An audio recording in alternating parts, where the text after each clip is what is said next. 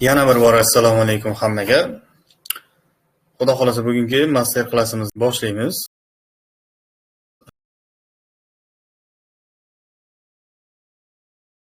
Harika var. Tamam. Ses varmış. Yaxshi.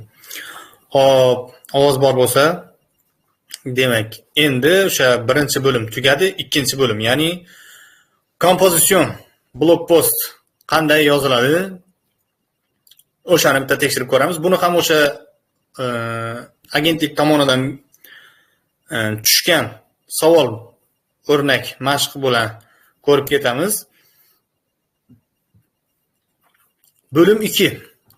Bu yerda o'rtoqlar, mana bu yerda nima deyapti? Bir dergi için makale yazıyorsunuz. Birinchi topshiriqni o'qib olaylik.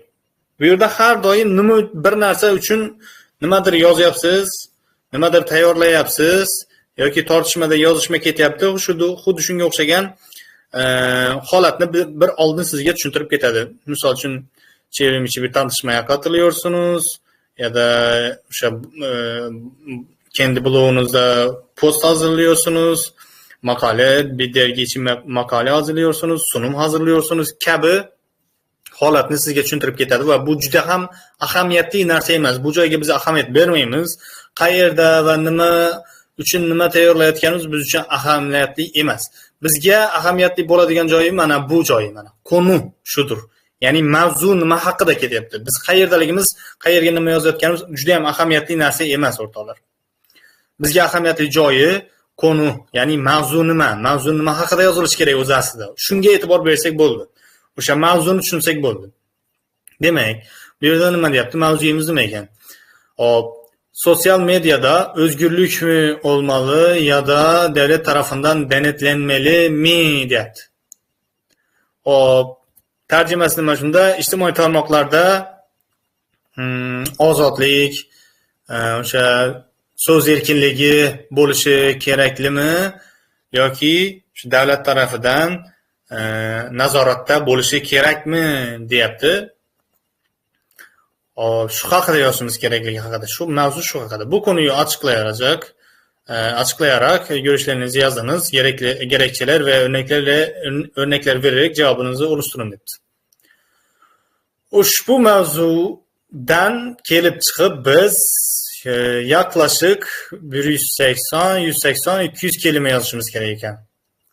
180-200 so'z oralig'ida yozishimiz kerak. Va bizga beriladigan vaqt muddat 1 soat edi. Umumiysi 1 soat edi, o'rtoqlar. Bunga ham ahamiyat beringlar. Umumiy yozma bo'limi uchun bizga 1 soat vaqt berilgan edi. Shundan biz deyarli yarim soatini maktub qismi uchun ajratib qo'ydik. Endi yana qolgan yarim soatini kompozitsion uchun yozib ulgurishimiz kerak bo'ladi o'sha yarim soatning ichida. Ko'pincha bu holat har doim endi bundan bu yo'lga yarim bo'lib ajraladi. Ya'ni yarim soat maktub uchun, yarim soat kompozitsion uchun, oldin sal boshqacharoqda 20 minut maktubga ketardi, 40 minut kompozitsion yozishga ketardi. Endi esa unaqa emas. Endi o'sha bu ikkala emas, 3 ta desak ham bo'ladi. 3 xil yozilayotgani uchun guruh 1da 1, guruh 1da 2 va bo'lim 2 uchun yozilayotgani uchun bu uchalasiga 1 soatni teng taqsimlashimiz kerak bo'ladi. Bu eng to'g'ri taqsimlash. Maktublar uchun yarim soat, kompozitsion uchun esa yarim soatni ajratishimiz kerak bo'ladi. Hop, bu yerda qaranglar o'rtoqlar, birinchi bo'lib ahamiyat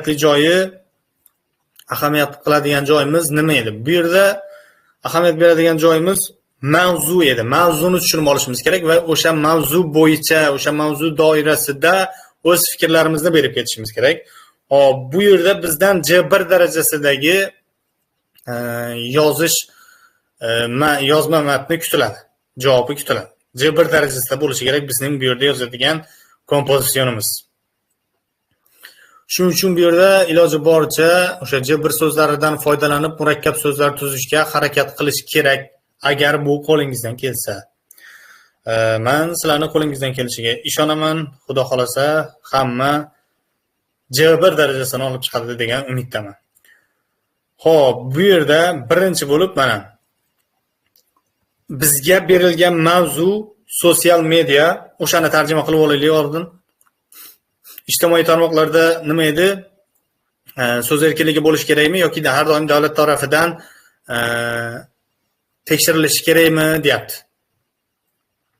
Biz bu mavzuni yozishda birinchi bo'lib o'sha mavzuni o'zini yoritib berishimiz kerak bo'ladi. O'sha mavzuga kirayotganimizda, ya'ni sotsial media haqida yoritib berishimizga to'g'ri keladi. Ya'ni o'zi umuman hozirgi holatda sotsial mediada, ya'ni ijtimoiy tarmoqlarda insonlar bir-biri bilan qanday muomalada bo'lyapti yoki insonlar sotsial mediada, ijtimoiy tarmoqlarda nimalar qilyapti, nimalar bo'lyapti va bu insonlarga qanday ta'sir ko'rsatyapti, shu haqida javob berib ketib, keyin esa o'sha mavzuga doir qismini ochib ketishimiz kerak. Ya'ni bu o'zi haqiqatda sotsial mediada o'zgurlik, ya'ni so'z erkinligi bo'lishi kerakmi yoki davlat tarafidan nazoratda bo'lishi kerakmi?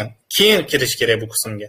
To'g'ridan to'g'ri o'sha savolga javob sifatida kirib ketsangiz bo'lmaydi. Misol uchun sotsial media davlat tarafidan sürekli denetlenmeli. Çünkü sosyal medyada herkes istediği şeyleri paylaşamaz. Bu deb mavzuga kirib ketishingiz noto'g'ri bo'ladi. Bilsanglar oldin ham insho yozib ko'rganlar bilsa kerak, insho yozishda oldin o'sha mavzuga yengil kirish qismi bo'ladi har doim. Bu yerda ham xuddi shunday mavzuga yengil kirish qismi qilishimizga to'g'ri keladi. Mana bu yerda nima deyilgan? Günümüzde sosyal medya insanların hem bilgiye ulaşmak hem de düşüncelerini ifade etmek için en sıklıkla kullandığı platformlardan biri haline gelmiştir. Mana o'rtoqlar. Bu yerga yengil kirish qilingan mana. Ya'ni hozirgi kunda deyapti ijtimoiy tarmoqlar deyapti, insonlarni o'sha ma'lumotlarga erishish uchun va fikrlarini boshqalar bilan bo'lishish uchun eng ko'p ishlatiladigan platformalardan biri holatiga keldi deyapti, kelgandir deyapti. Yengil kirish qilgan. Hali bu yerda o'zgurlik haqida gap ketgani yo'q. Ya'ni o'sha so'z erkinligi haqida gap ketmadi yoki bo'lmasa davlat tomonidan nazorat qilinishi kerakligi haqida ham gap ketmadi. Bu yerda shunchaki sotsial media haqida gap ketyapti. O'sha narsaga har doim e'tibor beriladi. Bu yerda boshqa mavzu tushishi ham mumkin kompozitsionda. Ya'ni o'sha bo'lim 2 da boshqa mavzu tushishi ham mumkin, boshqa mavzu bo'lishi ham mumkin. Bo'lishi mumkinki siz o'rnak sifatida davlat o'sha DTMni bergani, ya'ni o'sha agentlikni o'zini bergan o'rnak testida shunday savol bo'lgan edi. Siz bir sport klubining uyasisiniz deb, buni ko'pchilik bilgan bo'lsa, ko'rgan bo'lsa kerak. O'sha maktub tushgan paytida, keyin o'sha uni kompozitsionida ham chevra kirliligi haqida tushgan va nimada agentlik tomonidan o'sha chevra kirliligini kim nima qilish kerak. O'shanda ham xuddi o'sha chevra kirliligi haqida kirish kerak o'zi boshida kirish qismiga atrof muhit haqida. Atrof muhit hozir qaysi ahvolga keldi? Atrof muhitni hozirgi holatiga kelishiga sabablar, shunga o'xshash kirish qilish kerak. Bunga to'g'ridan to'g'ri javob bermaslik kerak. Keyin mana davom etamiz. Nima deyapti? Teknolojining hızla gelişmesiyle birlikte sosyal medya sadece haberleşme, aracı olmanın ötesinde geçmiş, bireylerin kimlik oluşturduğu, fikirlerini paylaştığı, alışveriş yaptığı ve hatta kariyerini şekillendirdiği bir alan olarak hayatın merkezine yerleşmiştir. Yani endi bu yerda juda ham chuqur kirib ketildi sosyal medya, ya'ni nima o'zi hozir nimaga bunchalik ahamiyatli ekanini, ijtimoiy tarmoqlarning nimaga bunchalik ahamiyatli ekanligi haqida chuqur tushuntirilgan. Ya'ni texnologiyaning juda ham tez rivojlanib ketishi bilan birgalikda ijtimoiy tarmoqlar insonlarga deyapti faqatgina xabarlashish vositasi bo'lishidan tashqari deyapti ilgarilagan deyapti nomzodlarning, o'sha kishilarning o'sha shaxslik o'zini shaxs sifatida ifoda qilganligi va fikrlarini boshqalar bilan bo'lishgani, o'sha va savdo sotiq qiladi, o'sha karyerini qiladi, shu haqida umumiy bunchalik ahamiyatli bo'lishi, nimaga bunchalik ahamiyatli ekanligi haqida tushuntirib ketilgan. Böyle geniş bir kullanım alanı doğal olarak özgürlük mü daha önemli yoksa devlet tarafından denetim mi gereklidir? sorusunu beraberinde getirmektedir deyapti. Endi mana shu joyga yetib keldi mana. Bu tartışmanın temelinde iki güçlü görüş bulunmakta ve her iki görüşün de dikkate alınması gereken haklı gerekçeleri vardır. Mana endi gerekçeler bilan bu yerda örnekler verip ketamiz. Misal için birinci görüşe göre sosyal medya tamamen özgür olmalıdır. Yani umuman ozodlik bo'lishi kerak deydi. Fikir ozodligi bo'lishi kerak deydi. Bu görüşü savunanlar deyapti, sosyal medyanın bireylerinin kendilerini ifade edebildiği en demokratik alanlardan biri olduğunu düşünmektedir. İnsanlar burada düşüncelerini yazabilir, farklı bakış açılarından tartışabilir ve toplumdaki sorularını özgürce gönderme getirebilir deyapti. Aşırı devlet denetimi ifade özgürlüğünü kısıtlayabilir ve bireylerin kendilerini rahat ifade etmesini engelleyebilir. Ayrıca özgür bir sosyal medya ortamı yenilikçi fikirlerin yayılmasına, demokratik katılımının artmasına katkı sağlar. Denetim olmadan işleyen sosyal medyanın özellikle otoriter ortamlarda insanların sesini duyurabilmesi açısından önemli bir rolü vardır deyapti. Bu nedenle bazı kullanıcılar denetimin sadece baskı aracı olarak kullanılacağını düşünerek sosyal medyanın tamamen özgür olmasını savunur deyapti. Mana bu yerda nimaga o'zgurligi, ya'ni nimaga so'z erkinligi bo'lishi haqidagi gerekçeler bilan, o'rnaklar bilan tushuntirib ketilgan va ikkinchisida mana yana satr boshidan endi esa o'shani teskarisini olib ketyapti. Ancak ikinci görüşe göre sosyal medya belirli bir düzeyde denetlenmelidir. Ma'lum bir miqdorda nazorat qilinishi kerak. Çünkü kontrolsüz bir sosyal medya ortamı birçok risk taşımaktadır. Yanlış bilgilerin hızla yayılması, toplum içinde panik oluşturan sahte haberler, nefret söylemi, ırkçılık, dolandırıcılık, siber zorbalık ve kişisel verilerin kötüye kullanılması gibi ciddi sorunlar sosyal medyanın karanlık yüzünü oluşturur. Özellikle genç kullanıcılar bu tehlikelere karşı daha savunmasızdır. Denetim olmaması halinde toplum düzeni zarar görebilir ve bireylerin hakları ihlal edilebilir. Bu nedenle devletin sosyal medyada hukuklara aykırı içerikleri tespit etmesi, kullanıcıları koruyacak mekanizmalar oluşturması ve güvenli bir dijital ortamı sağlaması gerekmektedir. Ancak burada dikkat edilmesi gereken en önemli nokta, kritik nokta, yapılacak denetimin ifade özgürlüğünü yok edecek ölçüde genişletilmemesidir. Yani yok qilib kerak deyapti. Mana bu yerda davlat buni nazorat qilish kerakligi va nima uchun nazorat qilish kerakligi haqida ham gerekçeler tushuntirib o'tilgan va oxirida qanday tartibda nazorat qilish kerakligi haqida ham fikrlar berib ketilgan. Keyin eng oxirida benim düşünceme göre, endi o'z fikringizni berib ketishingiz kerak bu yerda. Benim düşünceme göre sosyal medyada ne zaman sınırsız özgürlük ne de ağır devlet kontrolü sağlıklı bir çözüm sunmaktadır. En doğru yaklaşım özgürlük ve güvenlik arasında dengeli bir sistem hayata geçirmektir. Devlet yalnızca şiddet, nefret söylemi, yasa dışı içerik, dolandırıcılık ve kişisel veriler ihlalleri gibi toplum güvenliğini doğrudan tehdit eden durumlarda müdahale etmelidir deyapti. Bunun dışında kullanıcının fikirlerini eleştiren veya kişisel paylaşımlarını sınırlama getirmemelidir. Ayrıca denetim süreçlerinin şeffaf olması, alınan kararlarının gerekçelerinin net biçimde açıklanması, keyfi uygulamaların önüne geçecektir. Sonuç olarak endi bu yerda umumiy yig'ib beryapti. Sonuç olarak sosyal medyaya hem özgür düşüncenin hem de toplumsal düzenin korunması gerektiğini önemli bir alandır. Bu nedenle uygulanacak denetim özgürlüğü engellemeyen, özgürlüğün kötüye kullanmasını da önleyen, dengeli ve adil bir sistem üzerine kurulmalıdır. Böylece hem bireylerin hakları korunur hem de toplum güvenliği sağlanmış olur. Bu yerda o'zi umumiy mavzu bo'yicha nima qilindi? Bu yerda o'rtoqlar, bu yerda birinchi bo'lib o'zi bu yerda 4 ta qadam ketadi.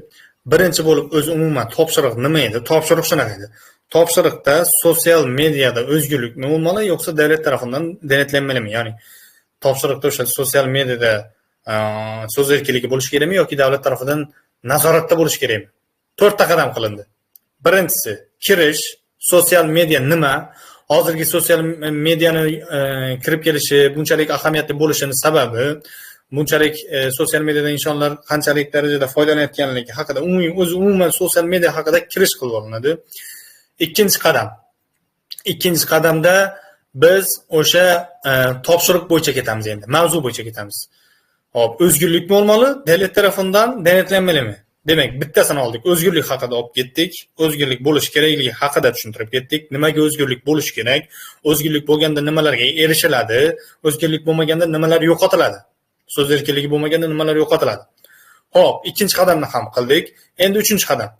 Uchinchi qadamda nima qilishimiz kerak? Uchinchi qadamda endi o'sha yana mavzuni ikkinchi taraf. Ya'ni davlat tomonidan denetlanmalimidi? Hop, denetlanmali. Buni ham tushuntirib ketishimiz kerak bo'ladi. Hop, nimaga davlat tomonidan denetlanish kerak? Ya'ni nazorat qilinish kerak. Nazorat qilinganda nimalar foyda bo'ladi? Nazorat qilinmaganda qanday yo'qotishlarga, og'ir oqibatlarga olib keladi? Shu haqida berib ketishimiz kerak bo'ladi misollarni va eng oxirisida biz o'sha ikkala fikrdan ham kelib chiqib o'z fikrimizni berishimiz kerak bo'ladi. O'sha o'z fikrimizda nima dedik biz boya? O'sha sotsial mediada na o'zgurlik bo'lish kerak yoki na davlat tarafidan umuman og'ir nazorat ostida bo'lish kerak.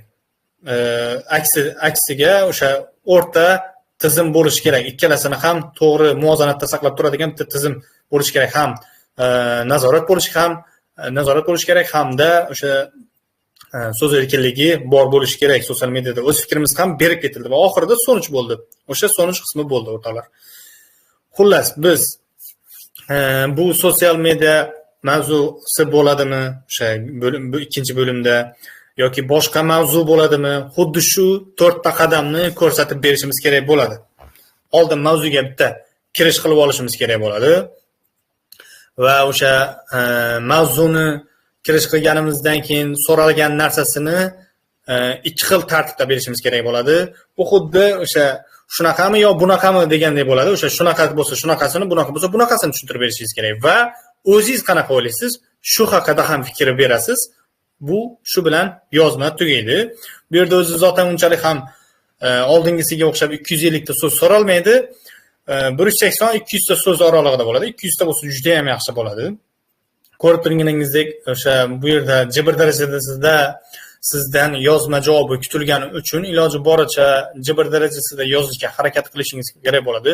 Fikrlaringizni jibr darajasidagi so'zlardan, iboralardan foydalanib